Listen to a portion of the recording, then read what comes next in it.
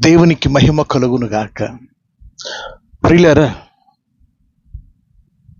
అప్పులతో తలవంపుల అలాంటి వారికి నిప్పు లాంటి వాక్యం ఇదిగో. ఈ తమ్మునేలతో మీ ముందుకు వచ్చుతున్నాను. ఈ వీడియో ఎవరికి అంటే విశ్వాసులకు మాత్రమే. ఇతరులు అప్పులు తీర్చలేక ఆత్మహత్యలు చేసుకున్న దృశ్యాలు మనం ఎన్నో చూస్తాం. చిత్తూరులో ఆ మధ్య ఆ కుటుంబంలో 4 సభ్యులు అయితే ఆ 4 ఆత్మహత్య చేసుకున్న దృశ్యాలు మనం చూస్తాం. అలాగే తెలంగాణ, ఆంధ్రప్రదేశ్ అప్పులు తెచ్చి పంటలు వేసుకొని పంట పండిన తర్వాత అప్పు తీర్చుకోవచ్చు అన్న ఉద్దేశంతో పంట ప్రతిఫలం కొరకు ఎదురు చూస్తున్న ఆ క్షణాలలో వారి ఆశలు నీరు కారి పంటల నష్టం చేత లక్షలాది రూపాయలు అప్పులు తీర్చక చనిపోయిన వారి దృశ్యాలు కథలుగా మనం చెప్పుకోవచ్చు. కానీ నేను చెప్పే వాక్యం దేవుని పిల్లలైన విశ్వాసులకు మాత్రమే. ఎందుకంటే దేవుని పిల్లలు ఆత్మహత్య చేసుకోక దేవుని వైపు చూస్తూ ఉంటారు. ఇలాంటి వారికి వాక్యము ద్వారా ఆదరణ కలుగునట్లు నేను మీకు ఈ వర్తమానం అందిస్తున్నాను. ప్రియులారా, అప్పులు మనము తీసుకున్న తర్వాత తీర్చే మార్గం లేనప్పుడు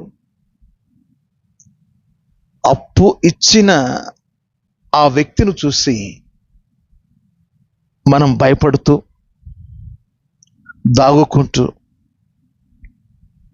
ఇక తీర్చే మార్గం లేదు, ఏం చేయాలని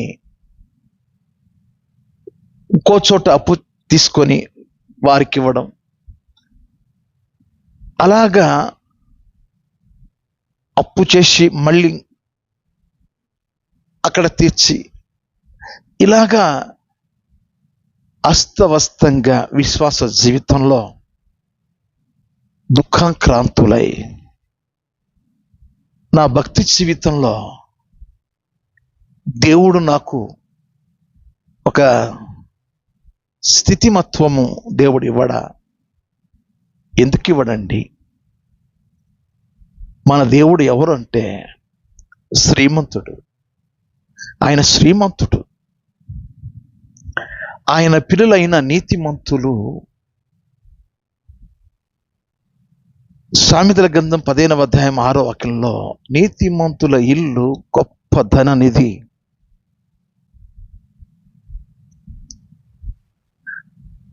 సామెతల గ్రంథం 20వ అధ్యాయం 7వ వాక్యంలో అప్పు చేయవాడు అప్పు ఇచ్చువానికి దాసుడు.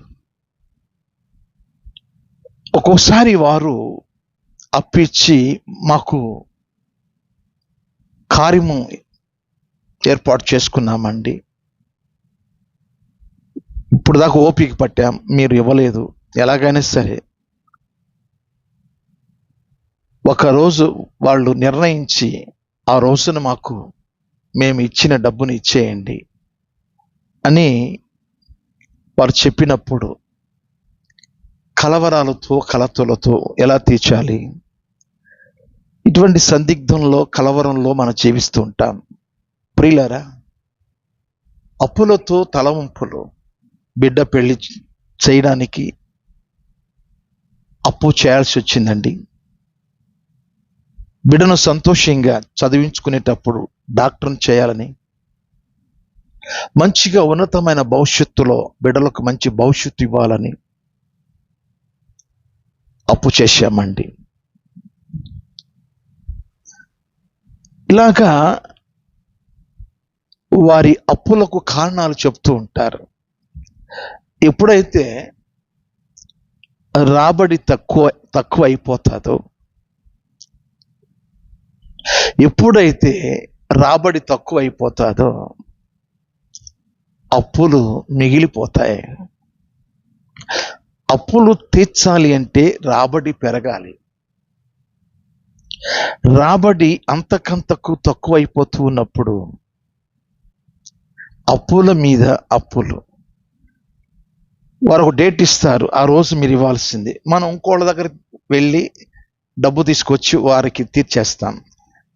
అక్కడ తెచ్చిన వాళ్ళకి మళ్ళీ మీరు వెంటనే ఇస్తా అన్నారు కదండి, మరి ఇవ్వలేదేంటి, పలానా రోజు ఇవ్వాలని వాళ్ళు అడిగినప్పుడు ఇంకో వాళ్ళ దగ్గర తీసుకొచ్చి మళ్ళీ వాళ్ళకి తీర్చేస్తూ ఉంటాం. ఇలా అడ్జస్ట్మెంట్స్ చేస్తూ ఉంటాం. నా ప్రియమైన దేవుని పిల్లలారా, మీకు చక్కని సందేశం మీకు ఇస్తాను. మీకు ఓపిక ఉండాలి. చివరి వరకు స్కిప్ చేయకుండా అప్పు ఎలా తీర్చాలో, ఎంతటి అప్పు అయినా తొలగిపోవాలో నేను పూర్తి చేసేంత వరకు ఈ వీడియో వినండి. ఎందుకంటే ఇది మీకు అవసరం. దేవుని పిల్లలైన మీకు అవసరం. మీ అప్పులు తీరడానికి సులువుగా నేను ముందుగా కొన్ని మాటలు చెప్తాను. మీకు ఒక ఎగ్జాంపుల్ ఇస్తాను. ఒక ఎగ్జాంపుల్, మీకు వాటర్ ట్యాంక్ ఉంది. వాటర్ ట్యాంక్ నిండా నీళ్లున్నాయి, కానీ ఎక్కడ ట్యాప్ తిప్పినా నీళ్లు రావట్లేదు. వాటర్ ట్యాంక్ నిండా నీళ్లు ఉన్నాయి, ఎక్కడ ట్యాప్ తిప్పినా నీళ్లు రావట్లేదు. కారణం ఏమిటి? దీనికి జవాబు చెప్పే లోపు నేను మిమ్మల్ని మరొక ప్రశ్న అడుగుతాను. నేను మిమ్మల్ని వేసే క్వశ్చన్, మనుషులందరిని దేవుడు తయారు చేశాడు కదా, కొంతమంది ధనవంతుల్ని కొంతమంది బీదలనుగా దేవుడు ఏర్పాటు చేశాడా? ఇది మిమ్మల్ని నేను అడుగుచున్న క్వశ్చన్. మనుష్యులలో కొంతమందిని ధనవంతులుగాను కొంతమందిని దరిద్రులుగా అనగా బీదలుగా దేవుడు ఏర్పాటు చేశాడా? నేను మిమ్మల్ని ఈ క్వశ్చన్ అడుగుతున్నాను. చాలని జీతం అండి, కుటుంబం జరగట్లేదండి, పిల్లలు ఈడొచ్చిన పిల్లలు తినగలిగిన వారు బాగా చదువుకుంటున్నారు, స్కూల్కి డబ్బులు కట్టాలి, వారి ఆహారం కోసం వారి అక్కర్ల కోసం ఎంత సంపాదించినా చిల్లి సంచిలో వేసినట్లుగా జీతం చాలట్లేదు. ఎంత జీతం తీస్తున్నానో అంత అప్పు చేయాల్సి వస్తుంది.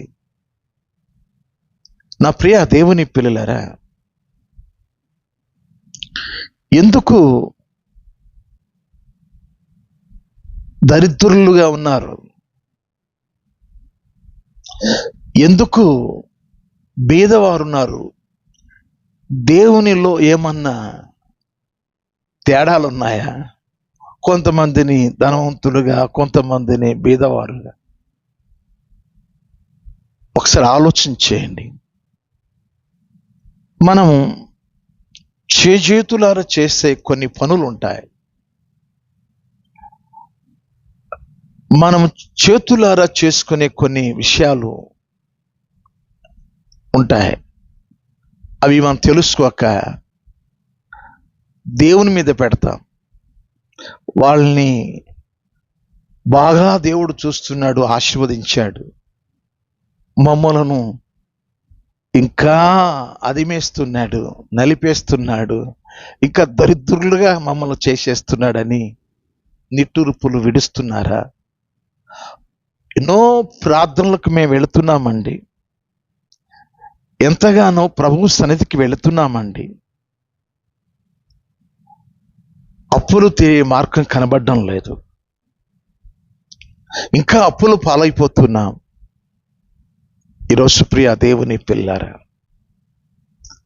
ఎందుకు దరిద్రులుగా వేదలుగా దేశంలో, ఒక ప్రాంతం కాదు, ఒక దేశం కాదు, ఈ సృష్టిలో ప్రజలను ఒక ప్రజలుగా చేయలేదా?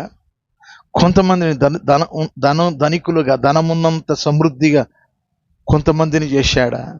కొంతమందిని బీదవారినిగా చేశాడా? ఇటువంటి ప్రశ్నలకు మీకు జవాబు చెప్తాను. ద్వితీయోపదేశ కాండము 15వ అధ్యాయం 5వ వాక్యం నేను చెప్తాను. మీరు మీ బైబిల్లో మీ కళ్ళతో చూడండి, చదువుకోండి. ద్వితీయోపదేశ కాండము 15వ అధ్యాయం 5వ వాక్యం. కావున నేడు నేను నీకాజ్ఞాపించుచున్న ఈ ఆజ్ఞలన్నిటినీ అనుసరించి నడుచుటకు నీ దేవుడిని యెహోవా మాటను జాగ్రత్తగా వినిన ఎడల మీలో బీదలు ఉండనే ఉండరు. ఎందుకు బీదలు ఉన్నారు అంటే, దేవుని మాట వినకపోవటం వలన, దేవుని మాట వినకపోవటం వలన పేదలు, దరిద్రులు ఏర్పడ్డారు. ఎందుకు మన ఇంటికి దరిద్రం వచ్చింది? ఎందుకు దేశంలో పేదలున్నారు? దేవుని మాట వినకపోవటం వలన. చాలా మాటలు దేవుడు సేవకుల ద్వారా మనతో మాట్లాడుతున్నప్పుడు మనము అపార్థం చేసేసుకుంటాం. ప్రియమైన దేవుని పిల్లరా, ట్యాంకులో ఫుల్లుగా వాటర్ ఉంది, ట్యాప్ తిప్పినప్పుడు నీళ్లు రావట్లేదు. దానికి జవాబు మీకు చివరిలో చెప్తాను, వేచి కనిపెట్టండి. ఇక్కడ బాగా గమనించండి. ఎందుకు బీదలు, దరిద్రులు దేశంలో, గ్రామాల్లో అప్పుల మీద అప్పులు చేసుకుంటూ బాధలు అనుభవిస్తున్నారు? కారణం ఏమిటి అంటే, దేవుని మాట వినకపోవటం వలన. మీకు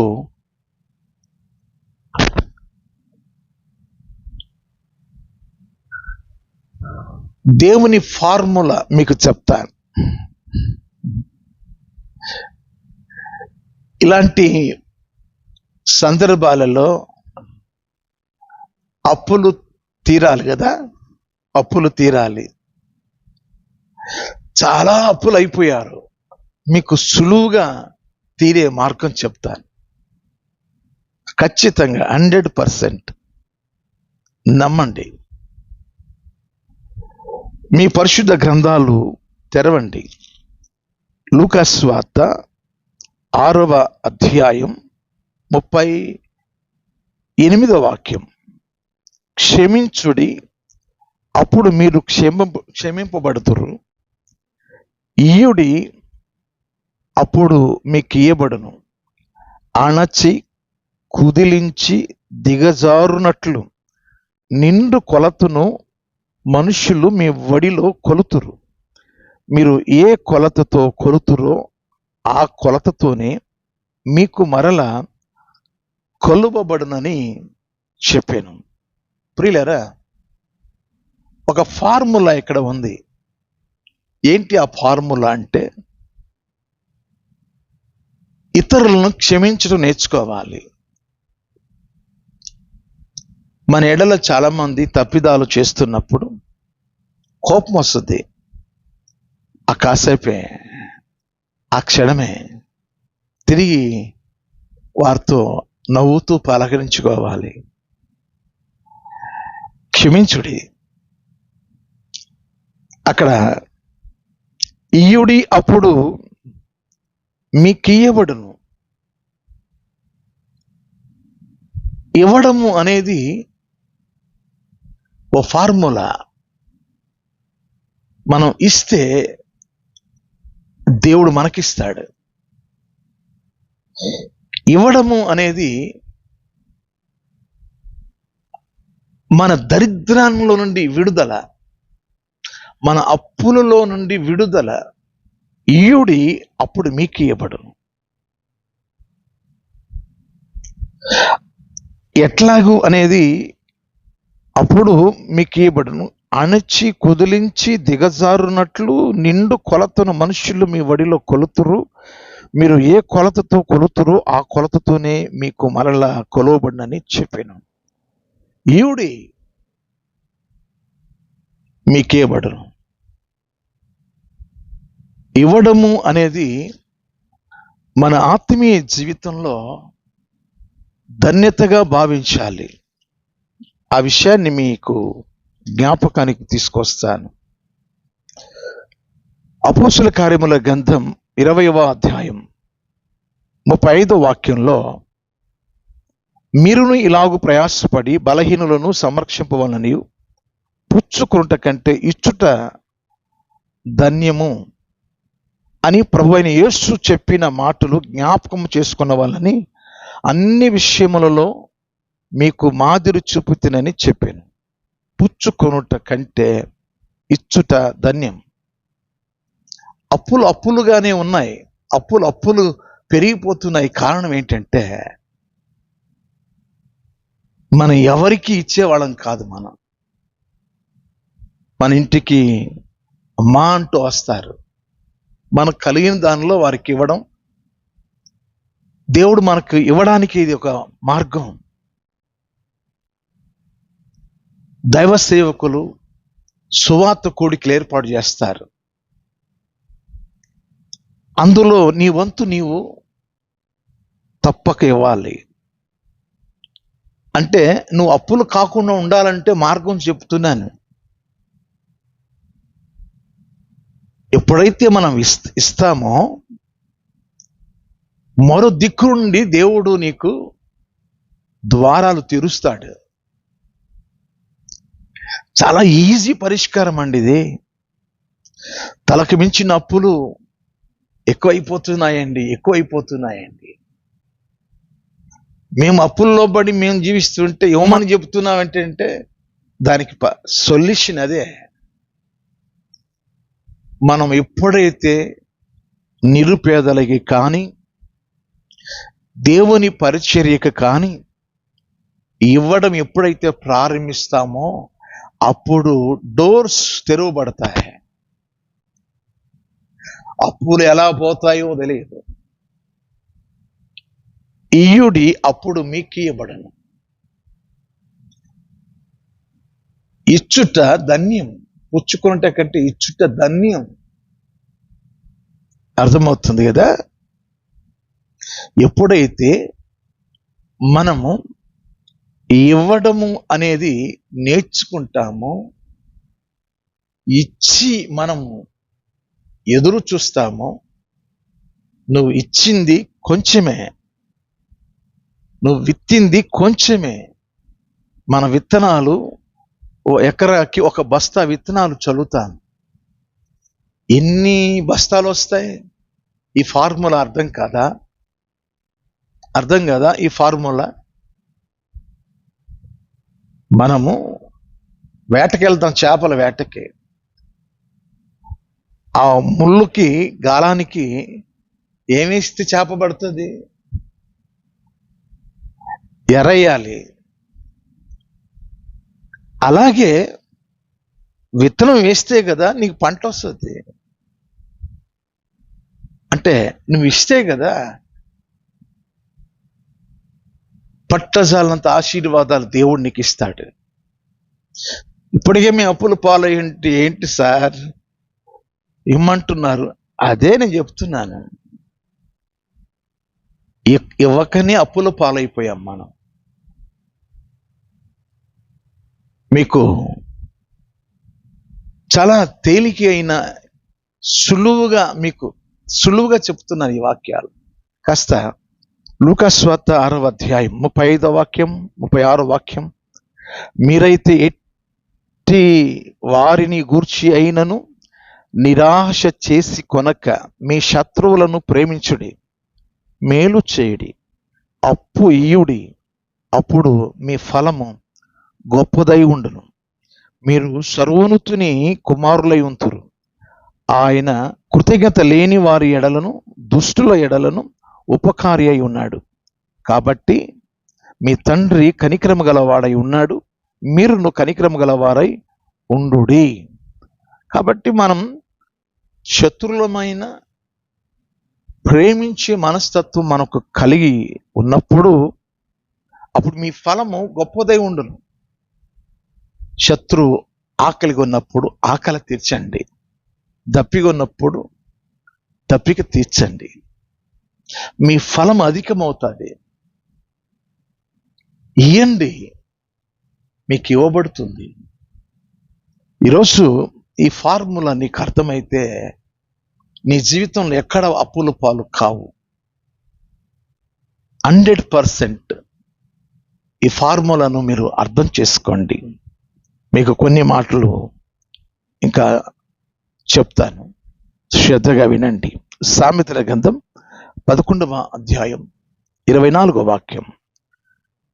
వెదజల్లి అభివృద్ధి పొందువారు కలరు. వెదజల్లి అభివృద్ధి పొందువారు కలరు. తగిన దానికంటే తక్కువ ఇచ్చి లేమికి వచ్చువారు కలరు.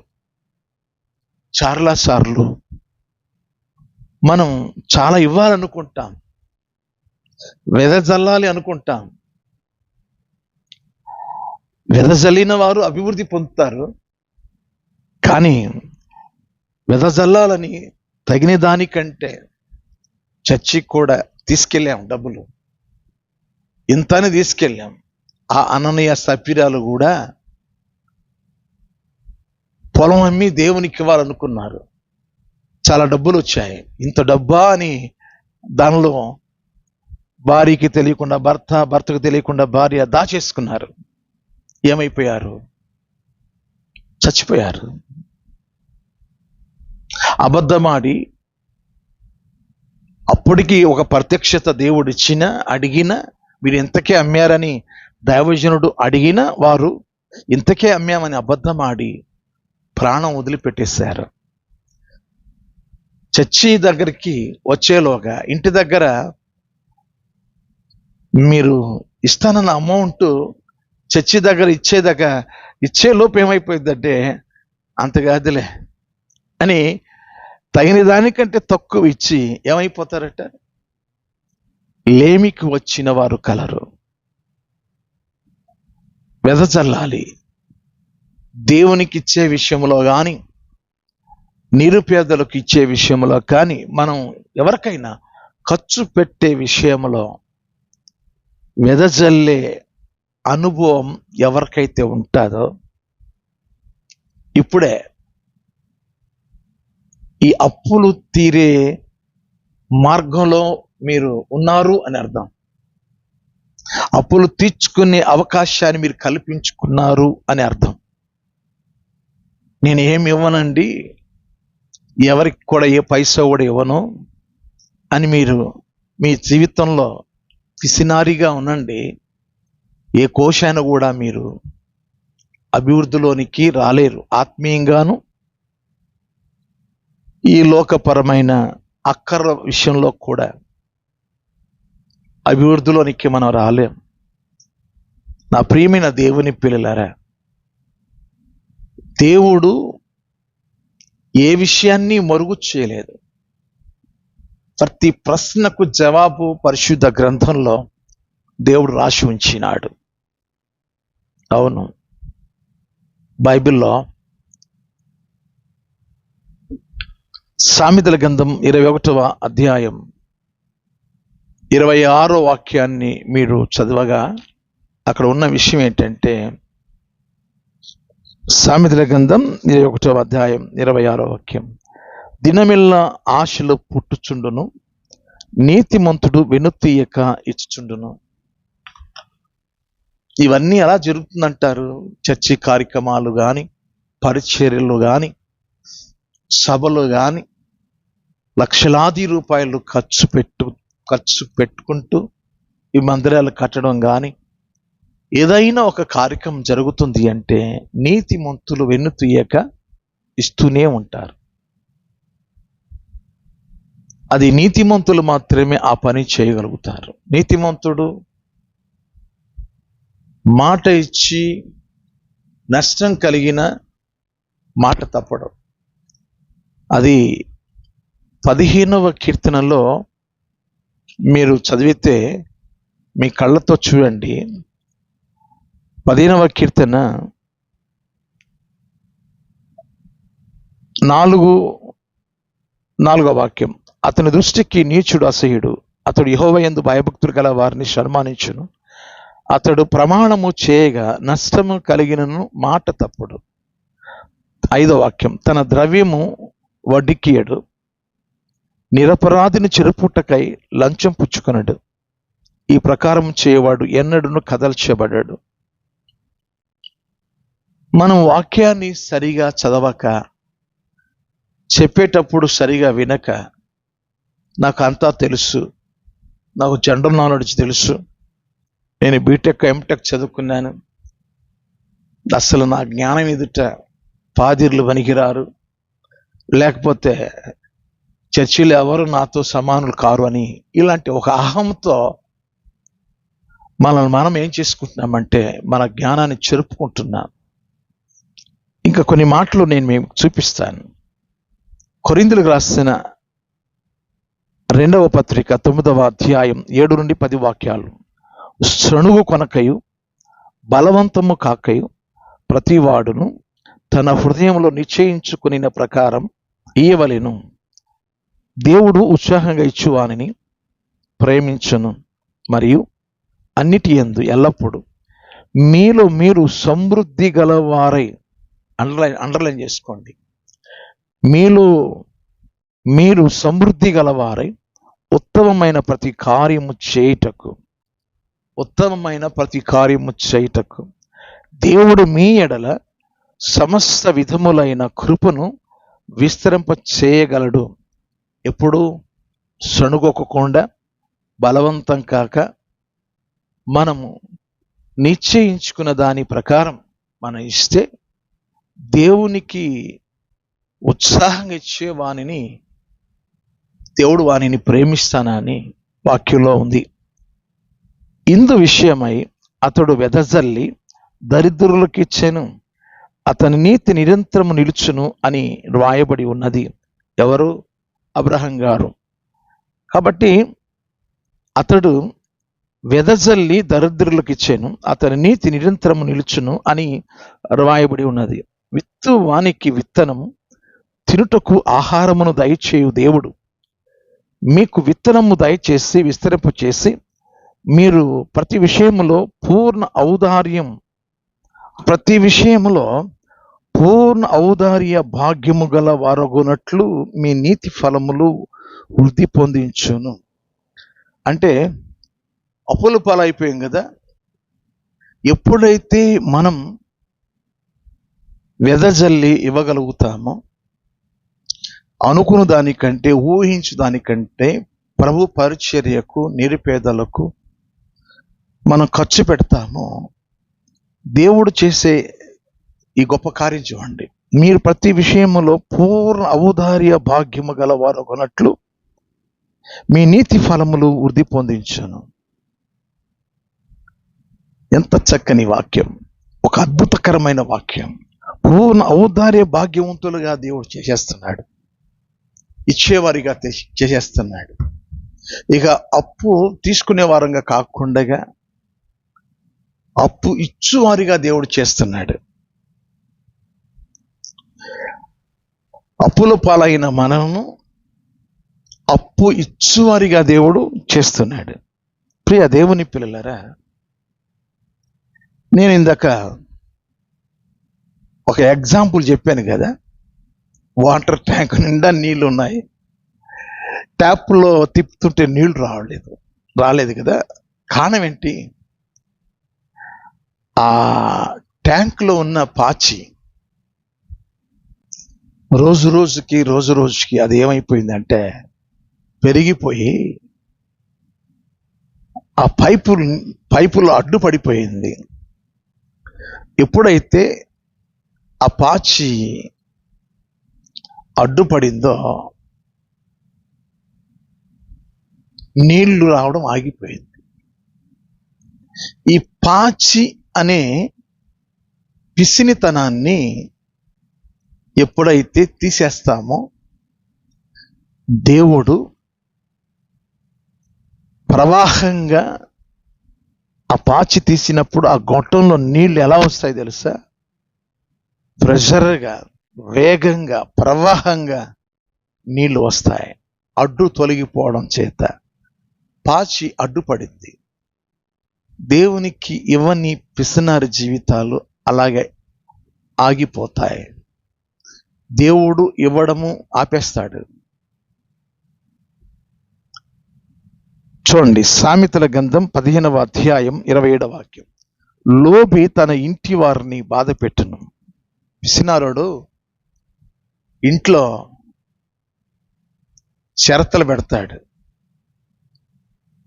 ఇంతే నేను తెచ్చేది, ఇందులోనే మీరు తినాలి, తాగాలి. తిన్నా సహించలేడు, పుష్కలంగా పెట్టలేడు. లోబి తన ఇంటి వారిని బాధ పెట్టును. దేవుణ్ణి కూడా బాధ పెడతాడు.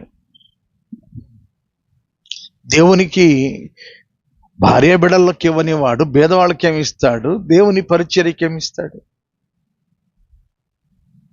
ఇప్పుడు ఇలాంటి వాడు అప్పులు పాలైతే తీర్చే మార్గం ఎక్కడుంది? నెవర్, అసంభవం. ఈ పిసినారి వాడిలో ఉన్న పాచి బయటికి పోవాలా. ఈ పిసినారి హృదయంలో ఉన్న ఆ ట్యాంకు, హృదయపు ట్యాంకు నుంచి ఆ పాచి బయటికి పోవాలా. అప్పుడే జీవజల నదులు ప్రవహిస్తాయి.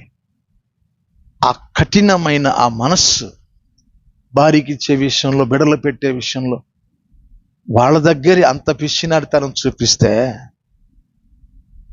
నిరుపేదలకు ఏమిస్తారు? అలాంటి వారు దేవుని సేవకు ఏమిస్తారు? అదే ఏచెల గ్రంథంలో దేవుడు చెప్పకనే చెప్పాడు. 33వ అధ్యాయం, ఏచెల గ్రంథం 33వ అధ్యాయం 31వ వాక్యం. నా జనులు రాదగిన విధముగా వారు నీ ఎద్దుకు వచ్చి నా జనులైనట్టుగా నీ ఎదుట కూర్చుండి నీ మాటలు విందురు గాని వాటిని అనుసరించి ప్రవర్తింపరు. వారు నోటితో ఎంతో ప్రేమను కనపరచుదురు గాని వారి హృదయము లాభమును అపేక్షించుచున్నది. దేవునికి ఇచ్చే విషయంలో కూడా లాభం కావాలి. అవును, దేవునికి ఇచ్చే విషయంలో కూడా లాభం కావాలి. దేవునికి ఇచ్చే విషయంలో ఏం లాభం? నన్ను వేదిక మీద కూర్చోబెడతారా? నా పేరు 10 మందిలో ప్రకటిస్తారా? ఇట్లాంటి లాభాలు కావాలి. నా జనులైనట్టుగా నీ దగ్గరకు వస్తారు, కూర్చుంటారు, ప్రేమను కనపరుస్తారు, కానీ వారి హృదయం లాభమును అపేక్షిస్తుంది. యోబు గ్రంథములో మీకు ఒక వాక్యం చూపిస్తాను. 21వ అధ్యాయం 15వ వాక్యం చూడండి. మేము ఆయనను సేవించుటకు సర్వశక్తుడకు వాడేవాడు. మేము ఆయనను గూర్చి ప్రార్థన చేయుట చేత మాకేమి లాభము కలుగును అని వారు చెప్పుదురు. 16వ వాక్యం. వారి క్షేమము వారి చేతిలో లేదు, భక్తిహీనుల యోచన నాకు దూరముగా ఉండును గాక. అందుకని వారికి క్షేమం కలగట్లేదు. ప్రార్థన చేసిన లాభం ఉండాలి, వీలేదో పరిచర్య చేసిన లాభం ఉండాలి, ప్రార్థన కూడటానికి రావాలన్న లాభం ఉండాలి, భోజనాలు ఉన్నాయా, ఇటువంటి ఏదో లాభం ఉండాలి. లాభాలు ఉంటేనే కానుకలు ఇస్తూ ఉంటారు. పేరు ప్రకటిస్తే 100 మందిలో వారు ఇస్తారు. చాటుగా దేవునికి కుడి చేతి ఇచ్చింది ఎడమ చేతి తెలియకూడదు, నేను అలా చాటుగా మరుగుగా దేవునికి ఇవ్వాలనేది పిసినారికి అది తెలియదు. గొప్పల కోసం కానుకలు ఇస్తుంటారు. అలా కాదు. రహస్యంలో చూచు దేవుడు నీకు ప్రతిఫలం ఇస్తాడని, నా ఎద్దుకు వచ్చు ప్రతివాడు దేవుడు ఉన్నాడని, ఆయన ప్రతిఫలం ఇస్తాడని నమ్మి వస్తే తప్పకుండా ప్రతిఫలం ఇస్తాడు. మీకు చాలామంది యూట్యూబ్లో కూడా దశమ భాగాల గురించి మాట్లాడుతూ ఉన్నారు. బేదల కష్టాన్ని ఏదో దోచేసుకున్నట్టుగా. దయచేసి అలాంటి మాటలు మాట్లాడకండి, తప్పది.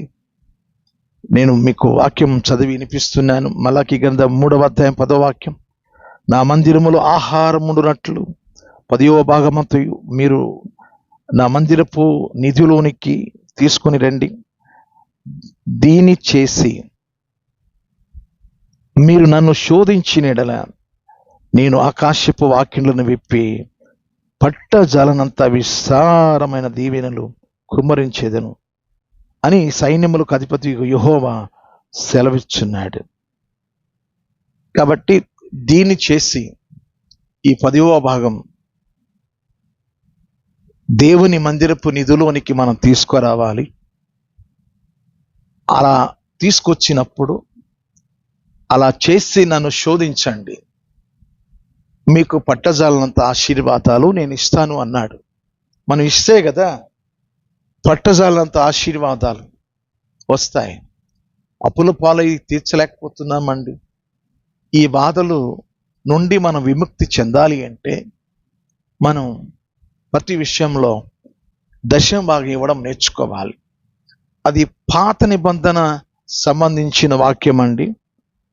కొత్త నిబంధనలో ఎక్కడ ఉంది అని చాలా మందికి సందేహం. పౌలు గారు చక్కని వాక్యం చెప్తారు. కొరింథీయులకు రాసిన మొదటి పత్రిక 9వ అధ్యాయం 13-14 వాక్యాలు. ఆలయ కృత్యములు జరిగించువారు ఆలయము వలన జీవనము చేయుచున్నారని, బలిపీఠమునొద్ద కనిపెట్టుకుని ఉండువారు బలిపీఠముతో పాలివారై ఉన్నారని మీరు ఎరుగరా? అలాగూ సువార్త ప్రచురించువారు సువార్త వలన జీవింపవలనని ప్రభువు నియమించి ఉన్నాడు. ఆలయములో ఆలయ కృత్యములు, సంఘ కాపురి ఉన్నాడన్నది. సంఘ కాపురి ఏం చేస్తాడంటే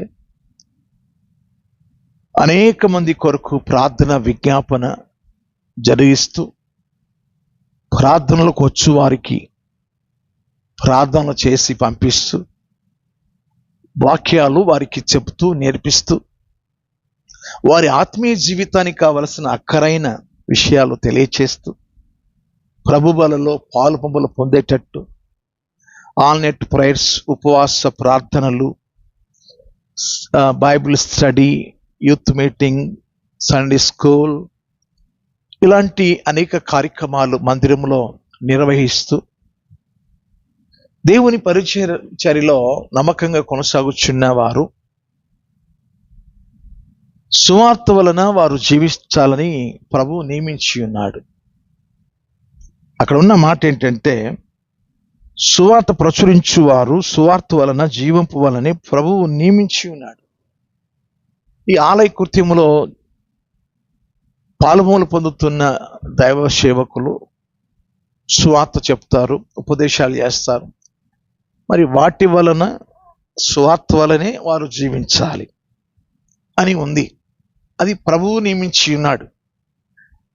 ఆ నియమాన్ని గురించే మత్తయి సువార్త 23వ అధ్యాయంలో 23వ వాక్యంలో దశమ భాగమును గురించి ఇవ్వాలి అని అక్కడ నొక్కి చెప్పాడు.